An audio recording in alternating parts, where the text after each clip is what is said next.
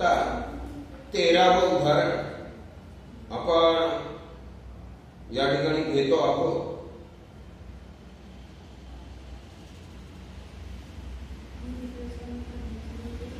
Income and expenditure account आणि balance sheet बनवायचं आहे. मोरया स्पोर्ट्स क्लब आहे, स्पोर्ट्स क्लब आहे.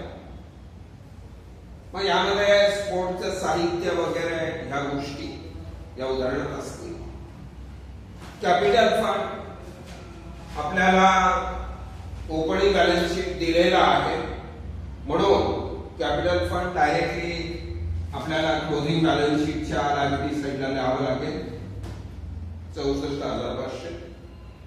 बँक ओव्हरड्राफ्ट, बँकेकडून तात्पुरतं कर्ज घेतलेलं आहे. वर्षाच्या सुरुवातीला कर्ज आहे आणि ते कर्ज तात्पुरतं आहे, म्हणजे ते कर्ज आपल्याला 8 दिवसात 15 दिवसात फेडावं लागतं. आणि फेडावं लागत असल्या कारणाने आपल्या पेमेंट साइटला आयटम दिसतो बाय बॅलन्स ब्रॉट डाऊन कंसात बँक ओव्हरड्राफ्ट, म्हणजे बँक ओव्हरड्राफ्टचं पेमेंट आपण केलेलं आहे 38,000 रुपये असा या ठिकाणी उल्लेख आहे. म्हणून 38,000 पेड केले. मला सांगा, पैसे दिल्यानंतर कर्ज राहील का? नाही राहणार. म्हणून आपण त्याचा इफेक्ट देणार नाही, घेणार नाही. आउटस्टँडिंग सॅलरी, आता जी सॅलरी आहे त्याच्यातून लेस last year outstanding,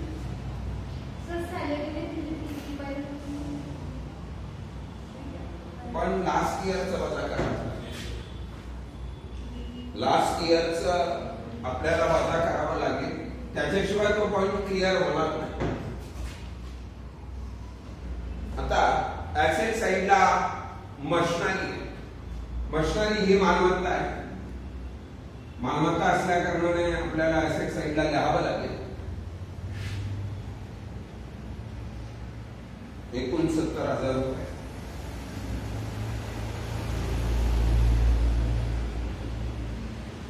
outstanding subscription 8,000 रुपये. आता सबस्क्रिप्शन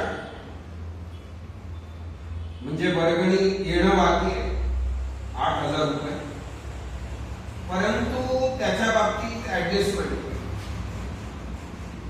का उदाहरणाच्या 1 नंबरच्या ऍडजस्टमेंट मध्ये उल्लेख आहे. सबस्क्रिप्शन रिसीव्ड इन्क्लूड ₹3,000 फॉर 19 आपलं 20 आपलं 18-19 2018-19 ला जी वर्गणी येणं बाकी होतं त्यातली फक्त 3,000 रुपये आपल्याला मिळाली. मला सांगा, टोटल वर्गणी आउटस्टँडिंग किती होती? 8,000 होती, बरोबर आहे. मग 8,000 वर्गणी आउटस्टँडिंग होती, सबस्क्रिप्शन आउटस्टँडिंग. म्हणून मी ऍसेट साइडला पॉइंट लिहितोय. तेव्हा 18-19 8,000 रुपये आउटस्टँडिंग होती, त्याच्यात फक्त 3,000 रुपये मिळाले, म्हणजे 5,000 रुपये अजूनही येणं बाकी. मग हे 5,000 रुपये येणं बाकी तुम्हाला बॅलन्स शीटच्या ऍसेट साइडला लिहावे लागतील आणि इथून लेस लास्ट इयर सबस्क्रिप्शन 3,000 रुपये बसा करा.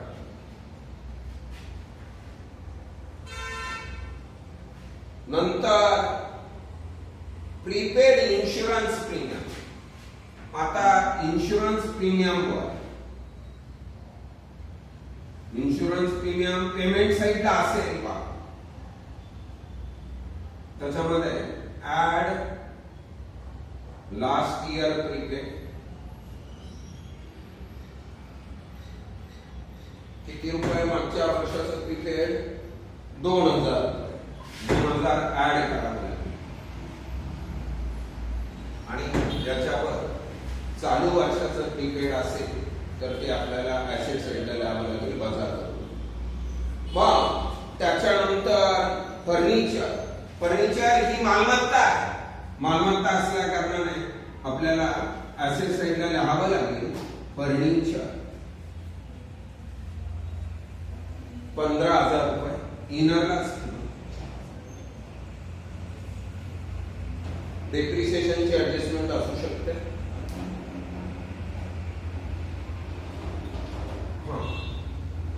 कॅश इन हँड आणि cash at bank. Cash in hand 12,000, त्याला रिसिप्ट साइडला टू बॅलन्स ब्रॉट डाऊन 12,000 आहे. 12,000ला 12,000 गेले, विषय संपला. रिसिप्ट साइडला 12,000 आहे, इथे बॅलन्स शीटच्या ऍसेट साइडला 12,000 आहे. सेम आकडा आहे, विषय संपला. कारण करंट ऍसेट आपण इथं शेवटी जशीच्या तशी राहत नाही म्हणून लिहित नाही. जर ओपनिंग बॅलन्स शीट असतं तर ऑलरेडी ओपनिंग बॅलन्स शीट आहे म्हणून लिहायचं काही काम नाही. पुढे आउटस्टँडिंग लॉकर रेंट येणं बाकी आहे म्हणून या ठिकाणी बाय लॉकर रेंट लेस लास्ट ईयर किती आहे? 500 रुपये. 500 रुपये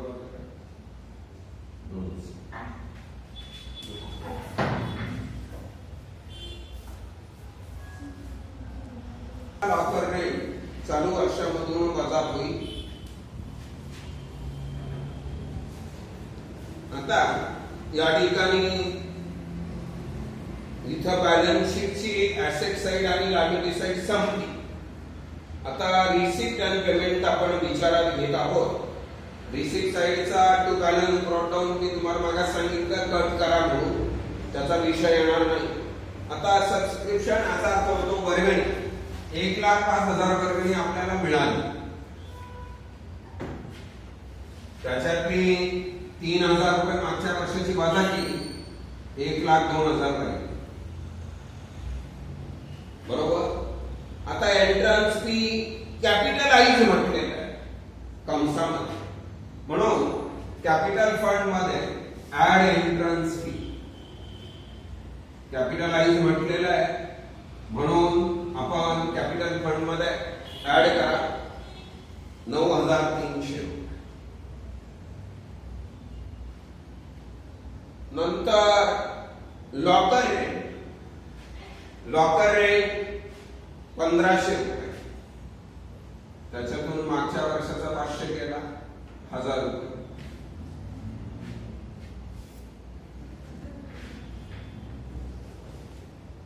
लॉकर रेंट वर ऍडजस्टमेंट आहे म्हणून ज्यावेळेस ती ऍडजस्टमेंट येईल त्यावेळेस तो पॉइंट आपण क्लिअर करू. नंतर डोनेशन कॅपिटलाइज म्हटलेलं आहे म्हणून कॅपिटल फंड मध्ये ऍड डोनेशन 800 रुपये.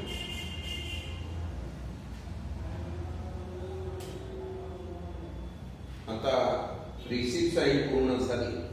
पेमेंट साइडचा पहिला शब्द जो होता बँक ओव्हरड्राफ्ट, मी तुम्हाला मागास सांगितलं तर त्याचं पेमेंट आपण दिलं म्हणून तो बॅलन्स शीटच्या लायबिलिटी साइडला येणार नाही म्हणून त्याचा विषय संपला. आलं लक्षात. सॅलरी 17,500 रुपये सॅलरी, त्याच्यातून मागच्या वर्षाची 4,000 गेली म्हणून 13,500. इन्शुरन्स प्रीमियम 11,000, त्याच्यातून मागच्या वर्षाचे 2,000 गेले म्हणून 9,000. नाही, मागच्या वर्षाचं ऍड करायचंय 13,000 झाले. मागच्या वर्षाचं प्रीपेड होतं म्हणून चालू वर्षाचे ते एक्सपेन्सेस मध्ये ऍड होईल आणि चालू वर्षाचं जे प्रीपेड असेल ते लेस होईल. इंटरेस्ट आपण व्याज दिलं. व्याज हा आपल्या दृष्टिकोनातून खर्च आहे आणि खर्च असल्या कारणाने एक्सपेंडिचरला लिहावं लागेल. इंटरेस्ट किती रुपये? 1,400 रुपये. त्याच्यानंतर पुढे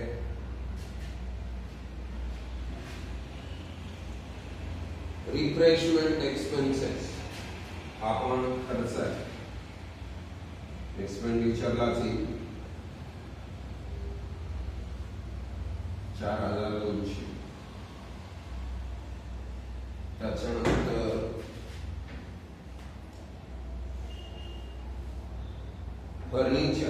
फर्निचर मध्ये ऍड करा, ऍड परचेसेस 30,000 रुपये, 45,000.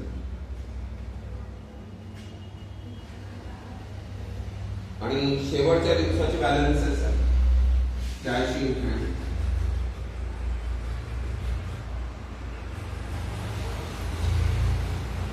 6,500 आणि कॅश ॲट बँक 20,000 रुपये. ॲसेट्स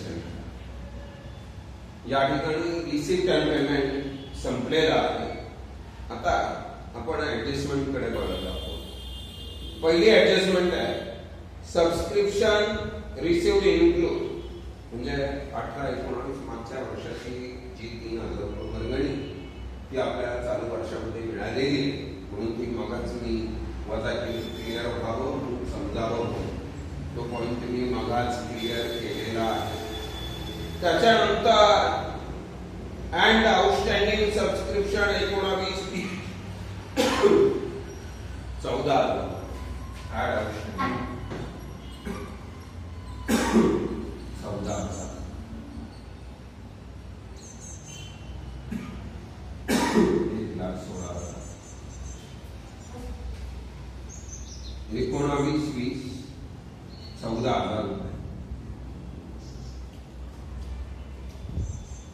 14,500 19,000 रुपये वर्गणी येणं बाकी आहे टोटल. नंतर 31/3/2020 ला प्रीपेड इन्शुरन्स प्रीमियम 2,500 लेस प्रीपेड 2,500, मग 10,500 बाहेर.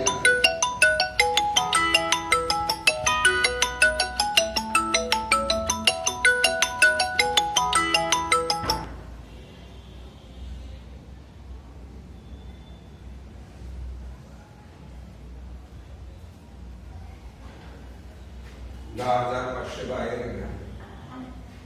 त्याच्यानंतर फर्निचरवर लेस डेप्रिसिएशन 3,000 रुपये, 42,000 रुपये बाहेर. डेप्रिसिएशन ऑन फर्निचर 3,000 रुपये. पुढे लॉकर रेंट आउटस्टँडिंग आहे, मग लॉकर रेंट मध्ये ऍड आउटस्टँडिंग 400 रुपये. आणि ऍसेट साइडला लॉकर रेंट आउटस्टँडिंग 400 रुपये घ्या. 400 रुपये लॉकर रेंटचं भाडं येणं बाकी आहे, मग ते आपल्याला 400 रुपये मिळणार आहे, म्हणून येणे रक्कम आपण बॅलन्स शीटच्या ऍसेट साइडला लिहितो, म्हणून ऍसेट साइडला त्याचा इफेक्ट झाला. आता त्याच्यानंतर उदाहरणार्थी ऍडजस्टमेंट पण या ठिकाणी संपलेल्या आहेत. मग या ठिकाणी क्रेडिट बाजू म्हणजे इन्कम साइड जास्त आहे, 1,17,400, 1,17,400 टू इन्कम ओव्हर एक्सपेंडिचर कंसात लिहायचं आहे सरप्लस.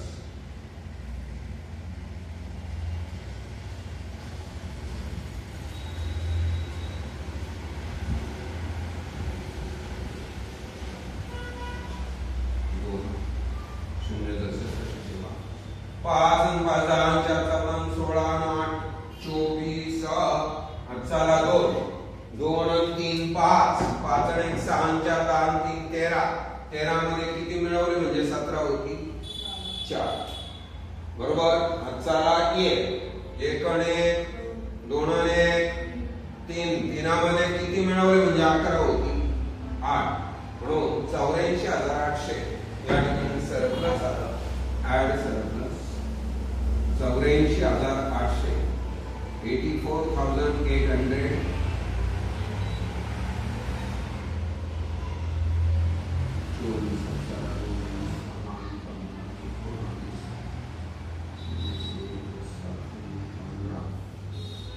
1,59,400.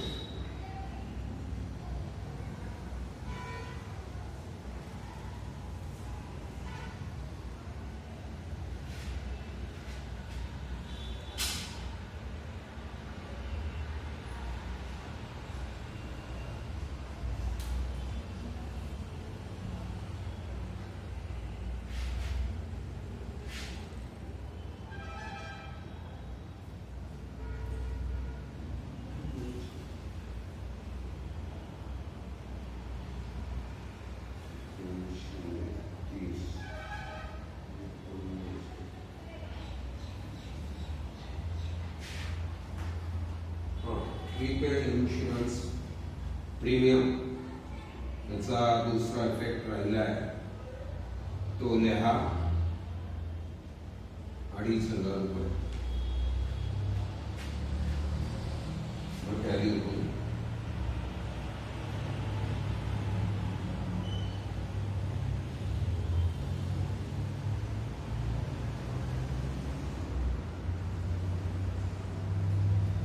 एक 59,400.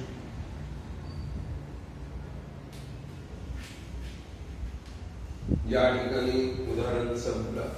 अशा पद्धतीने हे आपल्याला ओपनिंग बॅलन्स शीट दिलेला असेल तर त्याच्या आधारे इन्कम अँड एक्सपेंडिचर अकाउंट आणि बॅलन्स शीट आणि या ठिकाणी उदाहरण संपलं.